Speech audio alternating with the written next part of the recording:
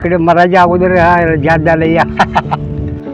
एक काळ होता पोहायसाठी मुलं इथं कायम भरलेली असायची. आता इथं मुलं पण नाही आहेत, रस्त्याला खेळायला क्रिकेट पण कोण खेळत नाही आहे, मैदानावर पण मुलं दिसत नाही आहेत. मला एक आजोबा दिसत आहेत इथं पुढं, आपण त्यांना विचारूया. चला, जुना काळ कसा होता आणि आत्ताचा मोबाईलचा काळ कसा आहे.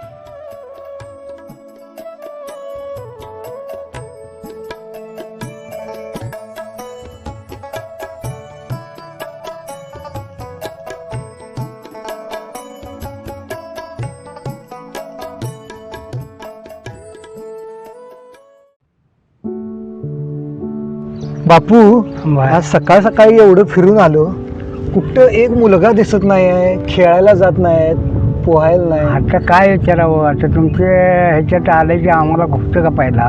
मग तुमचा काळ कसा होता जरा सांगाल का? आमच्या काळात काय विचारावं, आज मेलमध्ये 8 दिवसानं काढायचं. बर, आता कसं झालंय, इकडे मराठीच्या अगोदर जात झालं या. तसं आता पहिला आहे का? नाही.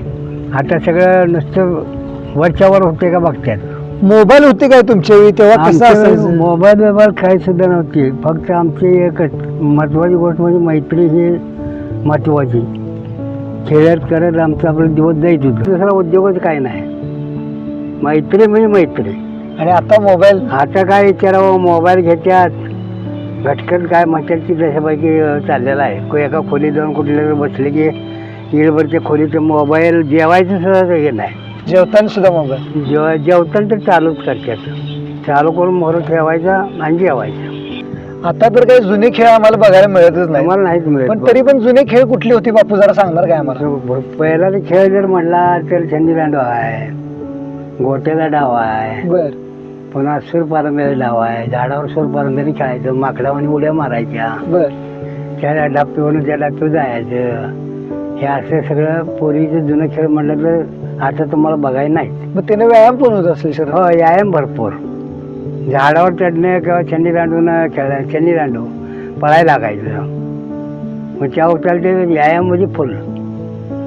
2-2, 3-3 वेळा जेवल्याशिवाय चालत नव्हतं. आता 3 वेळा कोण जेवतंय का? नाही. मग पूर्वी कसं होतं, 3 वेळा जेवल्याशिवाय सुट्टी नाही.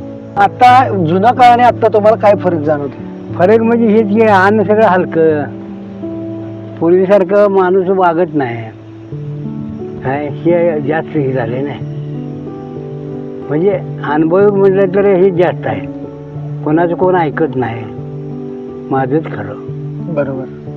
मग त्या होत्याला कसं होते, आपण आता 10 जण आहे, 10 जणांमध्ये एकट्याच्या पाठीमागे 10 जण दिले गेले तर कुठलंच काम तटत नाही आणि कुठलाच खेळ थांबत नाही. तिचा काळ लई सुखी होता. 2 वाजले म्हणले की माणूस झाडाखाली झोपायचा. दुपारचं. आता 2 वाजता कोण झोपते सांगा? लहानपट्टा खेळायला चला म्हणलं तर कोण येते का बघा, लेझिम खेळायला चला म्हणलं कोण येते का? तर ते पाहिला पाहिजे, संस्कृती आपली पाहिजे. हा. तर पोरांना काय सांगाल या? पोरांना आता काय सांगायचं, मोबाईल हे वाईट नाही, मस्त फायद्याचा आहे.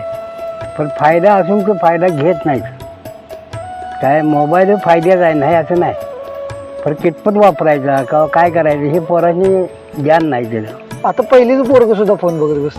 पहिलीच नाव आता बोलायच नाही, ते आधी बोट फिरवते. चला बापू, लय भारी माहिती दिली तुम्ही आज. अशीच माहिती देत जावा आणि आमच्या जरा प्रत्येक व्हिडिओ देऊन आम्हाला सहकार्य करा.